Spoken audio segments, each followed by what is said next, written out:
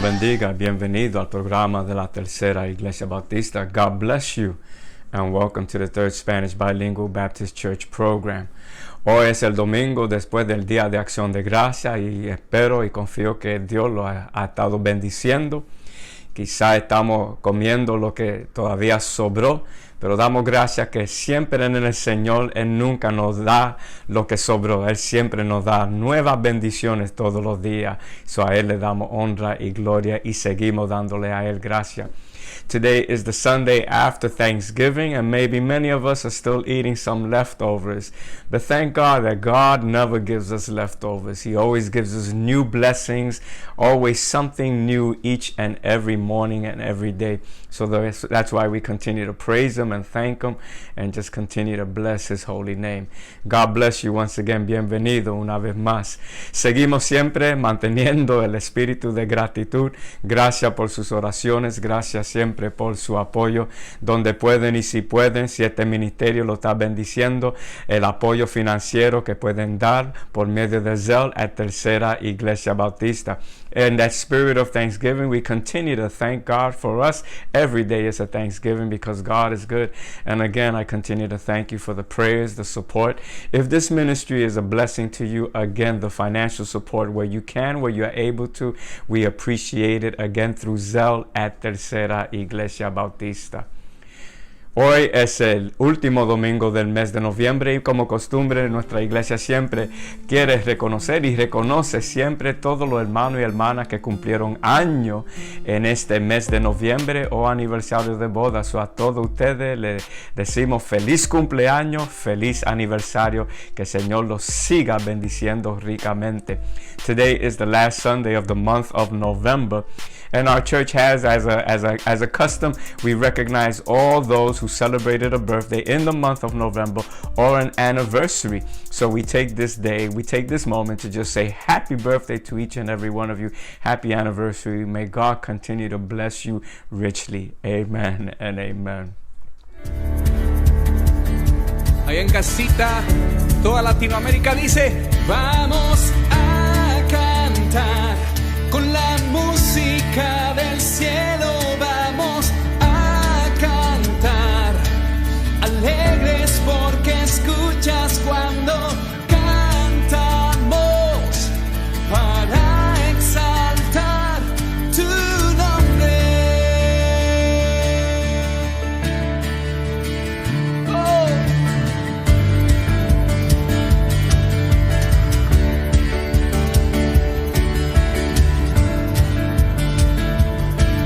Decimos, amamos todo de ti, tu creación te adora, los reinos se rinden, Hijo de Dios tú eres por quien, y eres por quien vivimos hoy. Todos los libres decimos, eres quien nos liberta, eres la luz del día, como fuego ardiente, Hijo de Dios, tú eres por quien vivimos hoy. Vamos a cantar con la música del cielo. Alegres porque escuchas cuando cantamos para exaltar tu nombre. Tu nombre.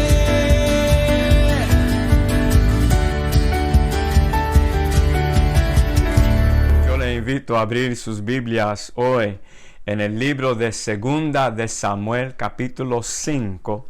Y los versos del 3 al 5. Segunda de Samuel, capítulo 5. y los versos 3 al 5. This morning I invite you to open your Bibles to the book of 2 Samuel, chapter 5, and verses 3 to 5. 2 Samuel, chapter 5, and verses 3 to 5. And the word of the Lord says as following. La palabra del Señor dice lo siguiente. Vinieron pues todos los ancianos de Israel al rey en Hebrón. Y el rey David hizo pacto con ellos en Hebrón, delante de Jehová. Y ungieron a David por rey sobre Israel. Era David de 30 años cuando comenzó a reinar, y reinó 40 años.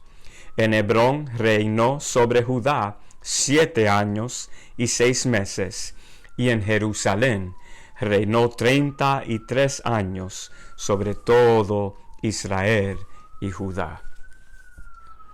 When all the elders of Israel had come to King David at Hebron, the king made a covenant with them at Hebron before the Lord, and they anointed David king over Israel.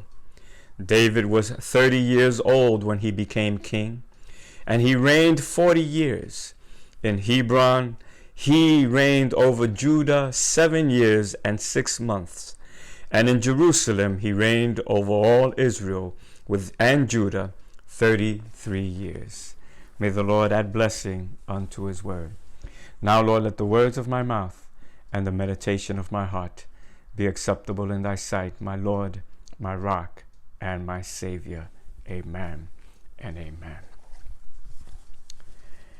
En esta mañana yo quiero traerle un mensaje que quizás yo he tocado en el pasado, pero Dios tiene una unción sobre cada uno de nosotros.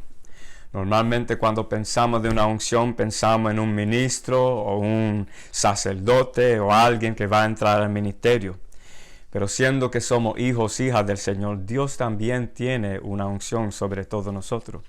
Today I want to talk about a theme that I believe I have touched in the past, but I want to talk about when God is going to anoint you. And usually when we think of anointing someone that's going into ministry, whether a minister, a priest, someone that's going into the service of church ministry. But if you are a child of God, God has always an anointing on each and every one of us. Y algo que yo quiero que nosotros entendamos es que con cada unción hay un tiempo adecuado. Cuando Dios te unge para una bendición, un propósito en tu vida, siempre hay un tiempo adecuado. One of the things I want us to realize and I want us to contemplate this morning is that with every anointing, there is an appointing. When God anoints you and anoints your life and anoints you for a purpose in your life, know that there is also an appointed time when that anointing will just flourish and will explode into the glories that God has for your life. And I want us to see how that anointing and that appointing is lived out in the life of King David. Y yo quiero en esta mañana que nosotros veamos cómo cuando Dios te unge, pero que hay un tiempo adecuado, cómo esa unción y ese tiempo preciso, adecuado, se vivió en la vida del rey David. Primeramente tenemos que entender que David fue ungido para ser rey de Israel. Él históricamente llegó a ser el segundo rey del pueblo de Israel. Y es interesante y es muy bello la historia de David porque Dios lo ungió cuando él era el joven y quizá era el que menos esperaban que iba a ser el rey. It's interesting to know that King David, we're going to look at how he was anointed, and we have to understand that David was anointed not just once, but he was anointed basically 3 times in his life. And the story of David is interesting because he was anointed to be the king of Israel. And historically, he became the second king of Israel in its history. And David's anointing kind of he was like not the one, that he didn't have all the right bells and whistles to become a king. He was the youngest, the scruffiest, but yet that's the one that God wanted to anoint as king of Israel. Tenemos que entender que en la vida de David fue ungido 3 veces. Sin embargo, la unción de David cuando Samuel vino la primera vez era la unción más importante. Tú vas a ser rey de Israel. Pero David no llegó a ser rey instantáneamente de Israel. Había un proceso porque con cada unción hay un tiempo adecuado. It's interesting to know that David was anointed 3 times in his lifetime, as I said. And yet, when we see the first anointing was when Samuel came and anointed David, you're going to be king of Israel. David did not become king of Israel right away or instantaneously. Once again, with every anointing, there is an appointing. Primero tenemos que entender que la primera unción de David es cuando Samuel vino a él y lo ungió. Y esa primera unción siempre, yo quiero que nosotros entendamos que cuando Dios te unge, y la primera unción que cuando Dios te unge a tu vida, Dios te llama, te pone su espíritu en ti, esa unción siempre es una unción personal. I want us to understand that when God first anoints you, when He calls you and He anoints you for what He has, the purpose He has in your life, in whether it's in church ministry or in your career or your dream, your secular, in your life, when God anoints you, I want you to understand that always that first anointing is a personal anointing. Esa primera unción, cuando Dios le dio la unción a David, la primera vez, tú vas a ser rey de Israel. Esa primera unción era un momento personal, donde Dios iba a comenzar a llenar a David más y más de su espíritu y el propósito que Dios iba a hacer en David. See that first anointing, when God anointed David, you're going to be king of Israel. That was a personal anointing. It has ramifications for something great, but that first anointing was an important anointing because it was where God was going to begin to fill David, God was going to begin to teach David and fill him with the purpose. Ve, la primera unción es una llenura. Cuando Dios te unge, lo primero que Él quiere hacer es llenar tu vida más de su presencia en ti. The first anointing is always a filling. God wants to fill your life with His presence. So the first anointing is a filling. También esa primera unción, Dios quiere comenzar a hacer una limpieza. Todos nosotros necesitamos una limpieza. See, when God anoints you also that first time, He wants to also do a cleaning. We all need to be clean.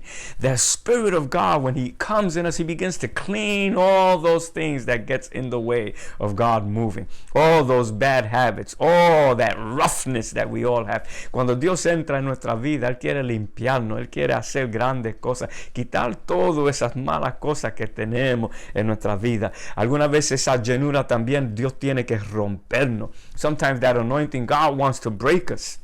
Esa primera unción, muchas veces Dios tiene que romper el yo en nosotros. A lot of times that when God anoints us that first time, He needs to break, especially that me attitude. I want to do it my way. I don't want to obey God. I want to do it my way. No, but when God anoints us, God wants us to surrender to Him. And so sometimes He needs to break that spirit in us. Pero también esa primera unción, Dios está moldeándonos, nos está formando, nos está preparando para ser un vaso de bendición y de su gloria en nuestra vida, en todo aspecto de nuestra vida. But that first anointing, God is in the process of molding us. He's building us, He's preparing us, He's molding us to be that vessel and that blessing that where His glory is going to be in us and where we're going to see His glory in all aspects of our life. So, la primera unción es importante, pero todavía no era el tiempo adecuado para David ser rey. Y quizá todavía no es el tiempo adecuado para tú llegar a la victoria que Dios tiene para ti. Y entonces tenemos que ver que David fue ungido la segunda vez. Y eso lo encontramos en 2 de Samuel, el capítulo 2 y el verso 4. Y dice así: y vinieron los varones de Judá y ungieron allí a David por rey sobre la casa de Judá. Y esa es la primera parte del verso 4 y lo vamos a dejar ahí. And then the men of Judah came to Hebron, and there they anointed David king over the tribe of Judah. Aquí vemos algo interesante, que ahora aquí David recibe una segunda unción.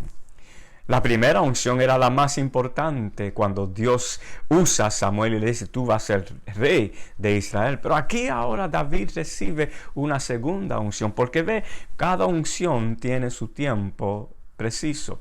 See, we have to understand that the first anointing, Samuel anointed him, you're going to be king of Israel. But in this anointing, he's to be king of Judah. But we have to understand that every anointing has an appointing. Esta segunda unción es importante. Todavía no es la unción donde él llega a ser el rey, pero Dios tiene un propósito, Dios tiene un plan, Dios tiene un tiempo adecuado. See that the second anointing, he's still not king of Israel, he's going to be king of Judah. But God has a purpose and a reason. Remember, every anointing has an appointing. Y esta segunda unción es importante. Estaba Dios diciendo que la primera unción a un nivel simbólico, a un nivel de ejemplo, la primera unción es nuestra, es personal, donde Dios brega con nosotros. La segunda unción, ahora Dios todavía va a bregar contigo, pero va a usar gente para ayudarte también. The first thing I was saying is that first anointing is a personal anointing. When God first anoints you, He's working, He's dealing with you personally. You need to grow, you need to understand, you need to move in God. You and God, it's a you and God. But the second anointing, God is still preparing you, He's still moving in you, He's still working for you and doing His glory for you. But now He's going to use circumstances and people. And the second anointing is important. La segunda unción era importante. David fue ungido ser rey de Judá, todavía no rey de Israel, pero esta unción era importante. Tenemos que entender que David, él llegó a ser un líder militar. Y cuando uno es un líder militar es diferente a ser un líder como rey. El líder militar, él da el orden, la gente no pregunta, pero cuando uno es rey, tiene que bregar con la gente en diferente manera. We got to understand that when David was growing up and when he received the second anointing, David was already becoming a military leader, but God needed him to be king of Israel. And when you're a military leader, the way you lead is different from how a king has to lead a people. So God had to mold and prepare David. And that's why the second anointing is so important. Ve, algunas veces Dios tiene que prepararnos, algunas veces nos ungimos y todavía nosotros estamos de tal manera, pero Dios te está preparando para más grandes bendiciones. Y toda experiencia, toda circunstancia, Dios lo usa para su honra y su gloria. Por eso la segunda unción es importante. La segunda unción es para qué? Edificar, levantar a David. The second anointing is one of building up. Y cuando Dios te unge, y Dios, en toda nuestra vida, Dios siempre nos está ungiendo. Pero esta segunda unción que muchas veces viene a nuestra vida también, Dios que está edificándonos, nos está levantando. He's building us up. Y Él nos ayuda a crecer, a madurar, usando muchas veces la gente alrededor de nosotros. En el caso de David, David tenía que aprender a cómo bregar y delegar con la gente. See, in the case of David, David had to learn how to be a king, and a king had to deal with people, had to deal with the masses. And so God was using people to help him to grow. Dios usa gente alrededor. Siempre Dios pone gente alrededor de ti. Y como nosotros crecemos, aprendemos a escuchar. Listening is so important. One of the ways we grow is by learning to listen.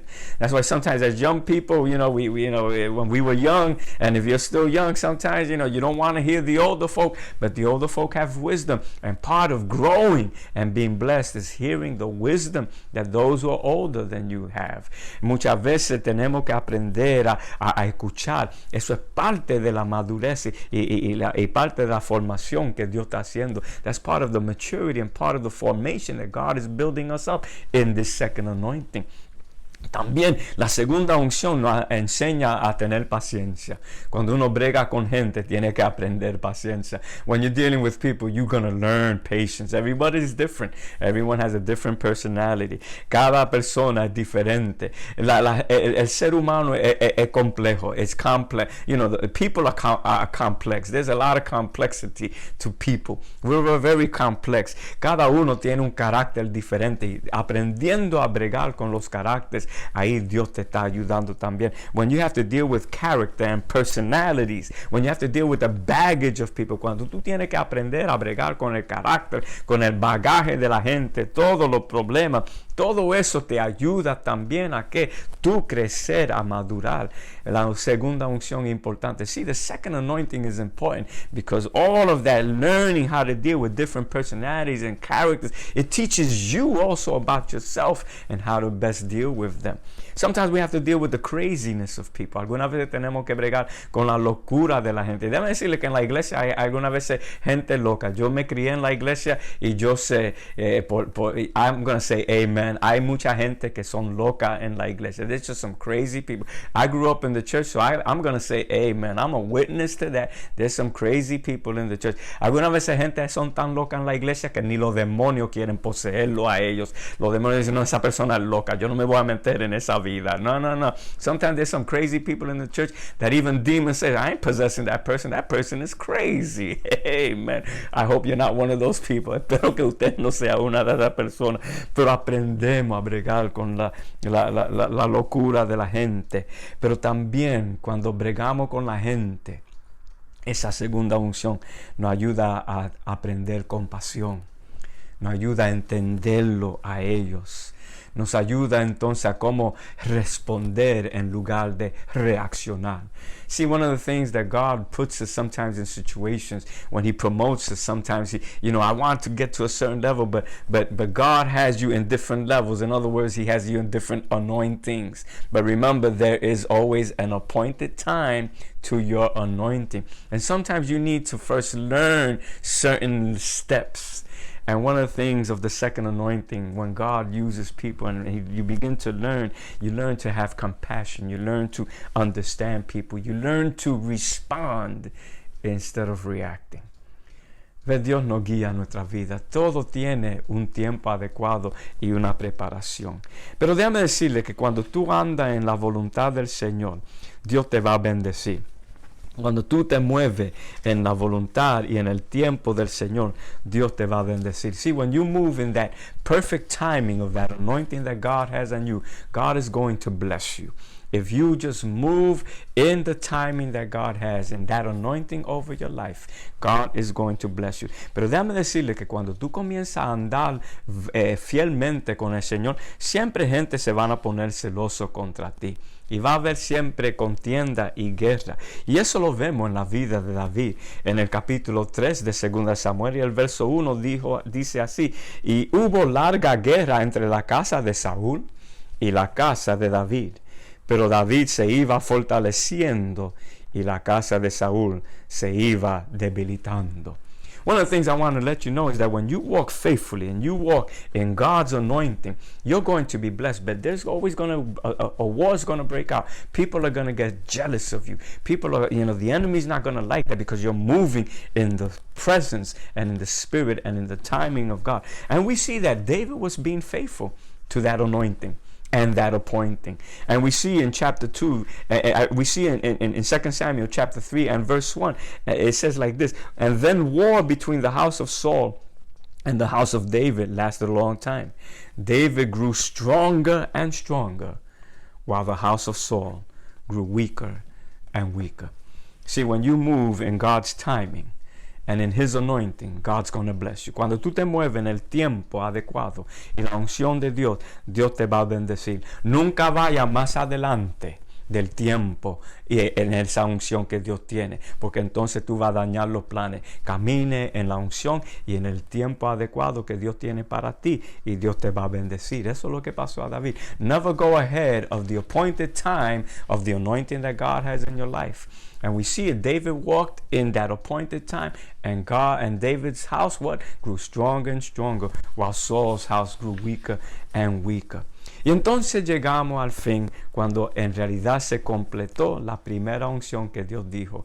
Llegamos al momento en el capítulo 5 y el verso 17, cuando ahora David llega a ser rey de todo Israel. Y dice así: y oyendo los filisteos que David había sido ungido rey sobre Israel, subieron todos los filisteos para buscar a David. Y cuando David lo oyó, descendió a la fortaleza. And when the Philistines heard that David had been anointed king over Israel, they went up in full force to search for him.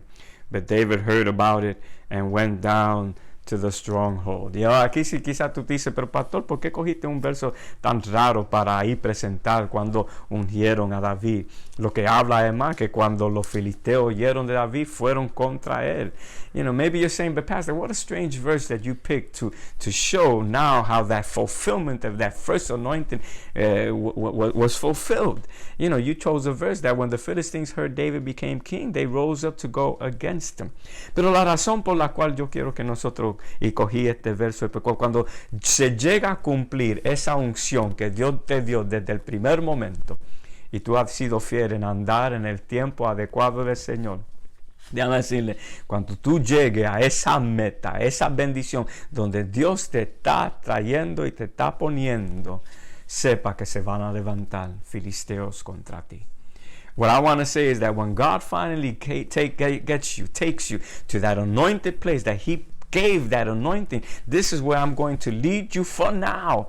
And when you reach that goal, I want you to know that whenever you reach that anointed, because you've been faithful in that appointed time, Philistines will rise up against you. Enemigos se van a levantar. Siempre el enemigo va a tratar de robar tu bendición, va a tratar de quitarte el gozo, va a tratar de dañar los planes de Dios que Dios tiene para ti. Always remember that the enemy, Satan, will always rise up against you to try to rob you of God's blessing, rob you of God's joy, rob you of the purposes that God has in your life and where God has been leading you and is leading you and has appointed you and has anointed you. Satan is going to rise up. But notice, and I want to end this thought this morning. Notice what David does. When he hears that the Philistines rise up, David goes to his stronghold. Fíjense que cuando David oye que los filisteos se levantan, ¿qué dice la escritura? Que David, él descendió a su fortaleza. Ahora literalmente era una fortaleza, pero a nivel espiritual, cuando se levantan los enemigos contra nosotros, y tú has llegado a ese momento donde Dios te bendijo y donde Dios te ungió, nunca piense que ya yo tengo toda la fuerza. No, todavía tengo que depender en mi fortaleza, que es Dios.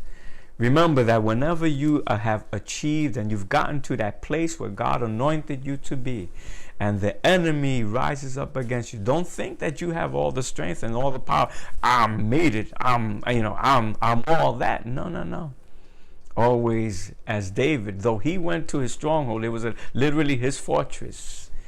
But in a spiritual sense, whenever the enemy rises up, continue to remember, but I must always go to my stronghold, who is God. Dios tiene bendiciones para cada uno de ustedes.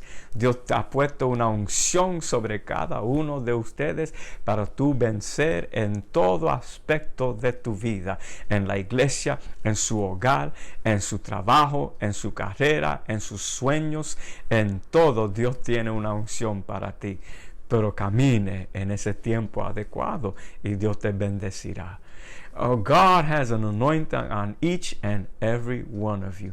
An anointing to just give you blessings and glory and use you and just show His glory more and more in your life.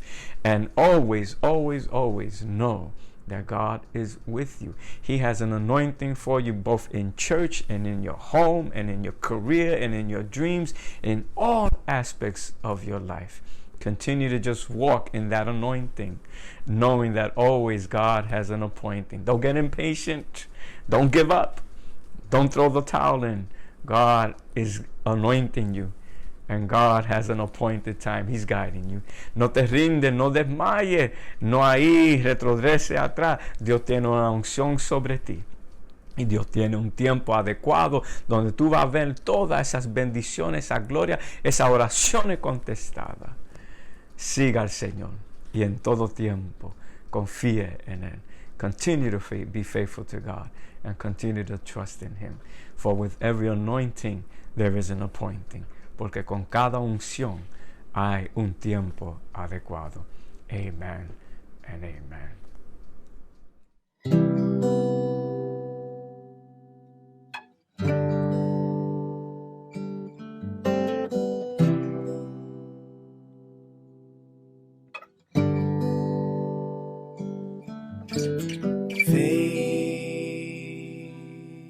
Faithful, you are always faithful.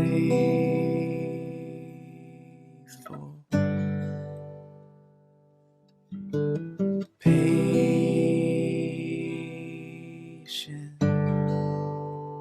you are always patient.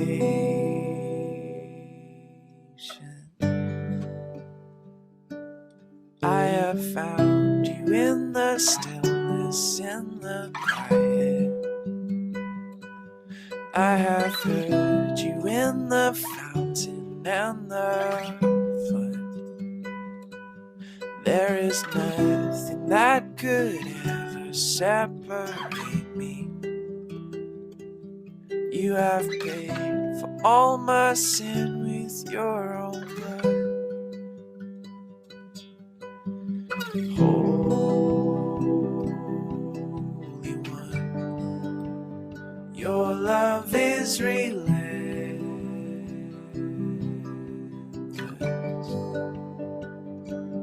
and your kindness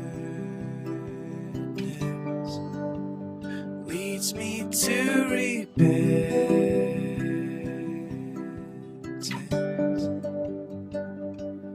Oh, your love is like an all-consuming fire. It is passionate and will not be contained. The desire of my heart is just to know you, to behold your perfect beauty all my days. And I know you'll never let me go. Spirit, help me reach the end. And when I fall, to start again. And I know that I'm never on my own. You're my savior, you're my friend. You are faithful to the end. To the end.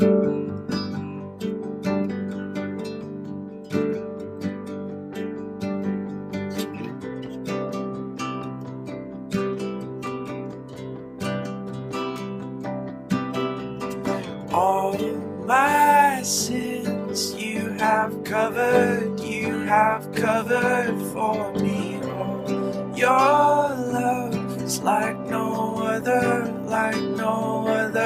Jesus. Oh, my sins you have covered for me. Oh, your love is like no other, Jesus. Oh, my sins you have covered for me. Oh, your love is like no other, Jesus. Oh, my sins you have covered for me. Oh, your love is like no other, Jesus. And I know you'll never let me go. Spirit, help me reach the end. When I fall, to start again. And I know I'm never on my own. You're my savior, you're my friend. You are faithful to the end. To the end.